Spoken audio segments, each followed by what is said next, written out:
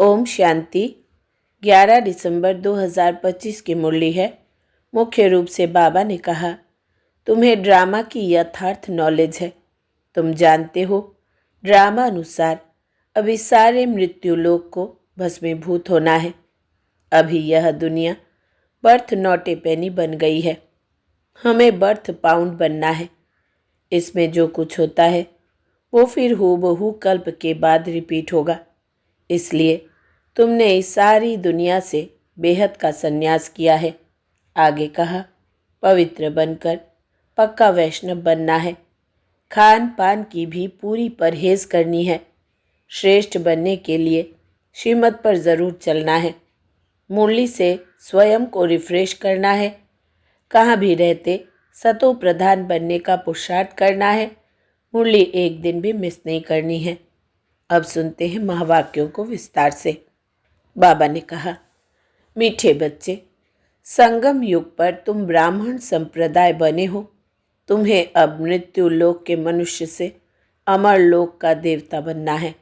प्रश्न है, तुम बच्चे किस नॉलेज को समझने के कारण बेहद का संन्यास करते हो? उत्तर, तुम्हें ड्रामा की यथार्थ नॉलेज है। तुम जानते हो, ड्रामा अनुसार अभी सारे मृत्यु लोक को भस्मीभूत होना है। अभी यह दुनिया बर्थ नॉट ए पेनी बन गई है। हमें बर्थ पाउंड बनना है। इसमें जो कुछ होता है वो फिर हूबहू कल्प के बाद रिपीट होगा। इसलिए तुमने इस सारी दुनिया से बेहद का संन्यास किया है। गीत है, आने वाले कल की तुम तस्वीर हो। ओम शांति। बच्चों ने गीत की लाइन सुनी, आने वाला है अमरलोक, यह है मृत्युलोक। अमरलोक और मृत्युलोक का यह है पुरुषोत्तम संगम युग। अब बाप पढ़ाते हैं संगम पर, आत्माओं को पढ़ाते हैं।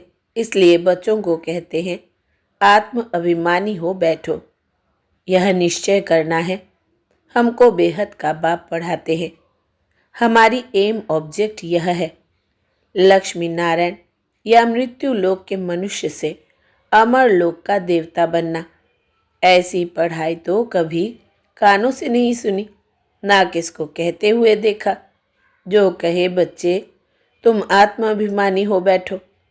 यह निश्चय करो कि बेहद का बाप हमको पढ़ाते हैं। कौन सा बाप? बेहद का बाप निराकार शिव। अभी तुम समझते हो हम पुरुषोत्तम संगम युग पर है। अभी तुम ब्राह्मण संप्रदाय बने हो, फिर तुमको देवता बनना है। पहले शूद्र संप्रदाय के थे। बाप आकर पत्थर बुद्धि से पारस बुद्धि बनाते हैं। पहले सतो प्रधान पारस बुद्धि थे, अब फिर बनते हैं। ऐसे नहीं कहना चाहिए कि सतयुग के मालिक थे। सतयुग में विश्व के मालिक थे। फिर 84 जन्म ले सीढ़ी उतरते उतरते सतो प्रधान से सतो रजो तमो में आए हैं। पहले सतो प्रधान थे तो पारस बुद्धि थे। फिर आत्मा में खाद पड़ती है। मनुष्य समझते नहीं। बाप कहते हैं, तुम कुछ नहीं जानते थे। ब्लाइंड फेथ था। सिवाय जानने के किसकी पूजा करना व याद करना, उसको ब्लाइंड फेथ कहा जाता है। और अपने श्रेष्ठ धर्म श्रेष्ठ कर्म को भी भूल जाने से वो कर्म भ्रष्ट धर्म भ्रष्ट बन पड़ते हैं। भारतवासी इस समय दैवी धर्म से भी भ्रष्ट है। बाप समझाते हैं, वास्तव में तुम हो प्रवृत्ति मार्ग वाले। वही देवताएं जब अपवित्र बनते हैं तब देवी देवता कह नहीं सकते। इसलिए नाम बदल हिंदू धर्म रख दिया है। यह भी होता है ड्रामा प्लान अनुसार। सभी एक बाप को ही पुकारते हैं, हे पतित पावन आओ। वो एक ही गॉडफादर है जो जन्म मरण रहित है। ऐसे नहीं कि नाम रूप से न्यारी कोई चीज़ है। आत्मा का व परमात्मा का रूप बहुत सूक्ष्म है, जिसको स्टार व बिंदु कहते हैं। शिव की पूजा करते हैं, शरीर तो है नहीं। अब आत्मा बिंदी की पूजा हो न सके, इसलिए उनको बड़ा बनाते हैं पूजा के लिए। समझते हैं शिव की पूजा करते हैं, परंतु उनका रूप क्या है वो नहीं जानते। यह सब बातें बाप इस समय ही आकर समझाते हैं। बाप कहते हैं, तुम अपने जन्मों को नहीं जानते हो। 84 लाख योनियों का तो एक गपोड़ा लगा दिया है। अब बाप तुम बच्चों को बैठ समझाते हैं। अभी तुम ब्राह्मण बने हो, फिर देवता बनना है। कलयुगी मनुष्य है शूद्र। तुम ब्राह्मणों की एम ऑब्जेक्ट है मनुष्य से देवता बनने की। यह मृत्युलोक पतित दुनिया है। नई दुनिया वो थी जहाँ यह देवी देवताएं राज्य करते थे। एक ही इनका राज्य था। यह सारे विश्व के मालिक थे। अभी तो तमो प्रधान दुनिया है, अनेक धर्म है। यह देवी देवता धर्म प्राय लोप हो गया है। देवी देवताओं का राज्य कब था, कितना समय चला, यह वर्ल्ड की हिस्ट्री ज्योग्राफी कोई नहीं जानते। बाप ही आकर तुमको समझाते हैं। यह है गॉडफादरली वर्ल्ड यूनिवर्सिटी, जिसकी एम ऑब्जेक्ट है अमर लोक का देवता बनाना। इनको अमर कथा भी कहा जाता है। तुम इस नॉलेज से देवता बन काल पर जीत पाते हो। वहाँ कभी काल खा नहीं सकता। मरने का वहाँ नाम नहीं। अभी तुम काल पर जीत पहन रहे हो। ड्रामा के प्लान अनुसार भारतवासी भी 5 वर्ष या 10 वर्ष का प्लान बनाते हैं ना। समझते हैं हम राम राज्य स्थापन कर रहे हैं। बेहद के बाप का भी प्लान है राम राज्य बनाने का। वो तो सब है मनुष्य। मनुष्य तो राम राज्य स्थापन कर ना सके। राम राज्य कहा ही जाता है सतयुग को। इन बातों को कोई जानते नहीं है। मनुष्य कितनी भक्ति करते हैं, जिस्मानी यात्राएं करते हैं। दिन अर्थात सतयुग त्रेता में इन देवताओं का राज्य था। फिर रात में भक्ति मार्ग शुरू होता है। सतयुग में भक्ति नहीं होती है। ज्ञान मार्ग, वैराग्य, यह बाप समझाते हैं। वैराग्य 2 प्रकार का है। एक है हठ योगी निवृत्ति मार्ग वालों का, वो घर बार छोड़ जंगल में जाते हैं। अब तुमको तो बेहद का संन्यास करना है, सारे मृत्युलोक का। बाप कहते हैं यह सारी दुनिया भस्मीभूत होने वाली है। ड्रामा को बहुत अच्छी रीति समझना है। जो मिसल टिक टिक होती रहती है। जो कुछ होता है फिर कल्प 5000 वर्ष बाद हूबहू रिपीट होगा। इसको बहुत अच्छी रीति समझकर बेहद का संन्यास करना है। समझो कोई विलायत जाते हैं, कहेंगे वहाँ हम यह नॉलेज पढ़ सकते हैं। बाप कहते हैं हाँ, कहाँ भी बैठ तुम पढ़ सकते हो। इसमें पहले 7 रोज़ का कोर्स लेना पड़ता है। बहुत सहज है। आत्मा को सिर्फ यह समझना होता है हम सतो प्रधान विश्व के मालिक थे, तब सतो प्रधान थे, अब तमो प्रधान बन गए हैं। 84 जन्मों में बिल्कुल ही बर्थ नॉट ए पेनी बन पड़े हैं। अब फिर हम पाउंड कैसे बने। अब कलयुग है, फिर ज़रूर सतयुग होना है। बाप कितना सिंपल समझाते हैं। 7 दिन का कोर्स समझना है। कैसे हम सतो प्रधान से तमो प्रधान बने हैं। काम चिता पर बैठ तमो प्रधान बने हैं। अब फिर ज्ञान चिता पर बैठ सतो प्रधान बनना है। वर्ल्ड की हिस्ट्री ज्योग्राफी रिपीट होती है। चक्र फिरता रहता है ना। अभी है संगम युग, फिर सतयुग होगा। अभी हम कलयुगी विशेष बने हैं, सो फिर सतयुगी वाइसलेस कैसे बने। इसके लिए बाप रास्ता बताते हैं। पुकारते भी है हमारे में कोई गुण नहीं है। अब हमको ऐसा गुणवान बनाओ जो कल्प पहले बने थे उन्हों को ही फिर बनना है। बाप समझाते हैं पहले पहले तो अपने को आत्मा समझो। आत्मा ही एक शरीर छोड़ दूसरा लेती है। अभी तुमको देही अभिमानी बनना है। अभी ही तुम्हें देही अभिमानी बनने की शिक्षा मिलती है। ऐसे नहीं तुम सदैव देही अभिमानी रहेंगे। नहीं, सतयुग में तो नाम शरीर के रहते हैं। लक्ष्मी नारायण के नाम पर ही सारी कारोबार चलती है। अभी यह है संगम युग, जबकि बाप समझाते हैं तुम नंगे अर्थात अशरीरी आए थे, फिर अशरीरी बन वापस जाना है। अपने को आत्मा समझ बाप को याद करो।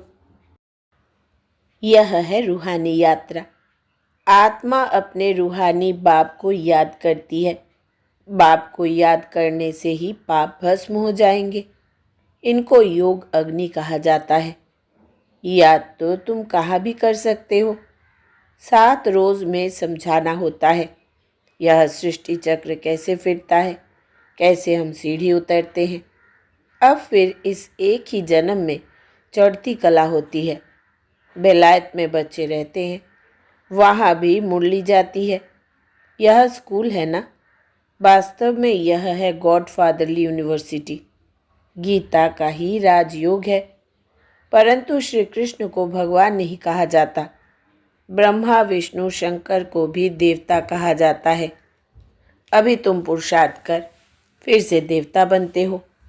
प्रजापिता ब्रह्मा भी ज़रूर यहाँ होगा ना। प्रजापिता तो मनुष्य है ना। प्रजा ज़रूर यहाँ ही रची जाती है। हमसों का अर्थ बाप ने बहुत सहज रीति समझाया है। भक्ति मार्ग में तो कह देते हम आत्मा सो परमात्मा, इसलिए परमात्मा को सर्वव्यापी कह देते। बाप कहते हैं सब में व्यापक है आत्मा। मैं कैसे व्यापक होऊंगा। तुम मुझे बुलाते ही हो, हे पतित पावन आओ हमको पावन बनाओ। निराकार आत्माएं सब आकर अपना अपना रथ लेती है। हर एक अकाल मूर्त आत्मा का तख्त है यह। तख्त कहो अथवा रथ कहो, बाप को तो रथ है नहीं, वो निराकार ही गाया जाता है। ना सूक्ष्म शरीर है ना स्थूल शरीर है। निराकार खुद रथ में जब बैठे तब बोल सके। रथ बगैर पतितों को पावन कैसे बनाएंगे।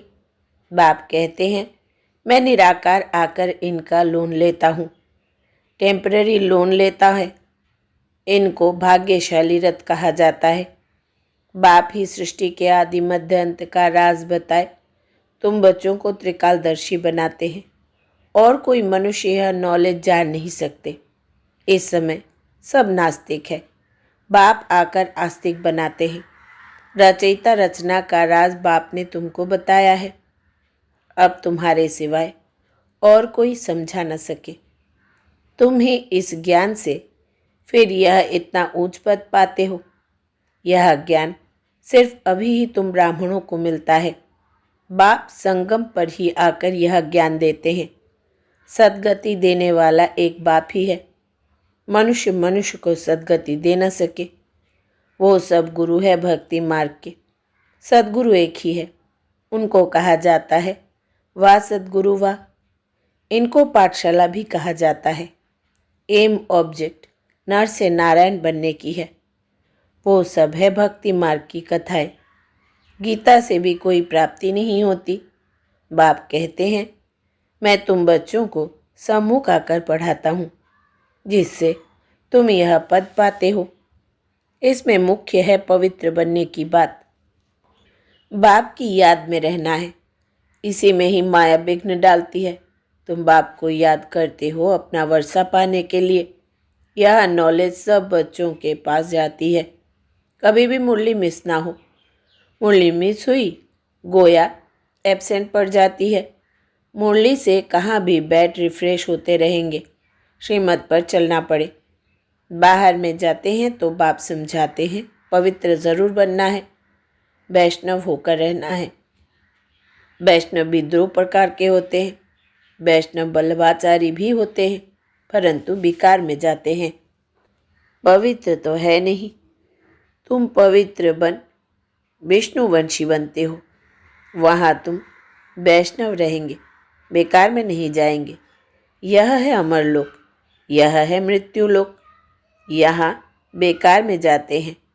अभी तुम विष्णुपुरी में जाते हो, वहाँ बेकार होता नहीं। वो है वाइसलेस वर्ल्ड।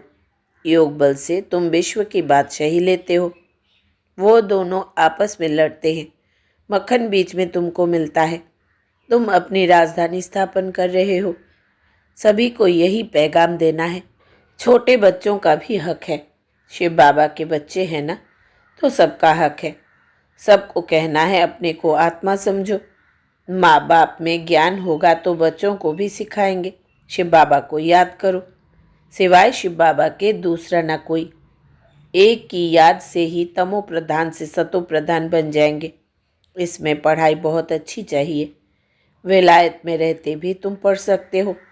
इसमें किताब आदि कुछ भी नहीं चाहिए। कहाँ भी बैठ तुम पढ़ सकते हो, बुद्धि से याद कर सकते हो। यह पढ़ाई इतनी सहज है। योग अथवा याद से बल मिलता है। तुम अभी विश्व का मालिक बन रहे हो। बाप राजयोग सिखलाकर पावन बनाते हैं। वो है हठ योग, यह है राजयोग। इसमें परहेज बहुत अच्छी रीति चाहिए। इन लक्ष्मी नारायण जैसा सर्वगुण संपन्न बनना है ना, खान पान की भी परहेज चाहिए।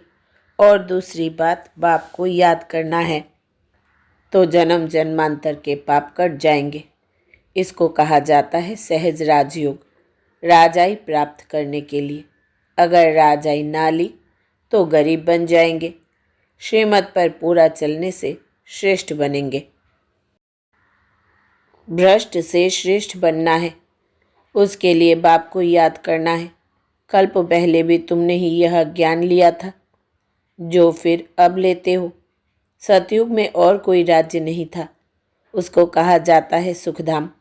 अभी यह है दुखधाम, और जहाँ से हम आत्माएं आई है वो है शांतिधाम। शिव बाबा को वंडर लगता है दुनिया में मनुष्य क्या क्या करते हैं। बच्चे कम पैदा हो इसके लिए भी कितना माथा मारते रहते हैं। समझते नहीं, यह तो बाप का ही काम है। बाप झट एक धर्म की स्थापना कर बाकी सब अनेक धर्मों का विनाश करा देते हैं एक धक से। वो लोग कितनी दवाइयाँ आदि निकालते हैं पैदाइश कम करने लिए। बाप के पास तो एक ही दवाई है, एक धर्म की स्थापना होनी है। वो समय आएगा सब कहेंगे यह तो पवित्र बन रहे हैं, फिर दवाई आदि की भी क्या दरकार है। तुमको बाबा ने ऐसी दवाई दी है मन मना भव की, जिससे तुम 21 जन्मों के लिए पवित्र बन जाते हो। अच्छा, मीठे मीठे सिकिलदे बच्चों प्रति माता पिता बाप दादा का याद प्यार और गुड मॉर्निंग। रूहानी बाप की रूहानी बच्चों को नमस्ते। हम रूहानी बच्चों की रूहानी माता पिता बाप दादा को याद प्यार, गुड मॉर्निंग और नमस्ते बाबा नमस्ते। धारणा के लिए मुख्य सार। पहला, पवित्र बनकर पक्का वैष्णव बनना है। खान पान की भी पूरी परहेज करनी है। श्रेष्ठ बनने के लिए श्रीमत पर ज़रूर चलना है। दूसरा, मुरली से स्वयं को रिफ्रेश करना है। कहाँ भी रहते सतो प्रधान बनने का पुरुषार्थ करना है। मुरली एक दिन भी मिस नहीं करनी है। वरदान है आज का। स्व कल्याण के प्रत्यक्ष प्रमाण द्वारा विश्व कल्याण की सेवा में सदा सफलता मूर्त भव। विस्तार है। जैसे आजकल शारीरिक रोग हार्ट फेल का ज़्यादा है, वैसे आध्यात्मिक उन्नति में दिल शिकस्त का रोग ज़्यादा है। ऐसी दिल शिकस्त आत्माओं में प्रैक्टिकल परिवर्तन देखने से ही हिम्मत व शक्ति आ सकती है। सुना बहुत है, अब देखना चाहते हैं। प्रमाण द्वारा परिवर्तन चाहते हैं तो विश्व कल्याण के लिए स्व कल्याण पहले सैंपल रूप में दिखाओ। विश्व कल्याण की सेवा में सफलता मूर्त बनने का साधन ही है प्रत्यक्ष प्रमाण। इससे ही बाप की प्रत्यक्षता होगी। जो बोलते हो वो आपके स्वरूप से प्रैक्टिकल दिखाई दे तब मानेंगे। स्लोगन है, दूसरे के विचारों को अपने विचारों से मिलाना, यही है रिगार्ड देना। दूसरे के विचारों को अपने विचारों से मिलाना, यही है रिगार्ड देना। अव्यक्त इशारे। अब संपन्न व कर्मातीत बनने की धुन लगाओ। कर्मातीत बनने के लिए चेक करो कहाँ तक कर्मों के बंधन से न्यारे बने हैं। लौकिक और अलौकिक कर्म और संबंध दोनों में स्वार्थ भाव से मुक्त कहाँ तक बने हैं। जब कर्मों के हिसाब किताब व किसी भी व्यर्थ स्वभाव संस्कार के वश होने से मुक्त बनेंगे, तब कर्मातीत स्थिति को प्राप्त कर सकेंगे।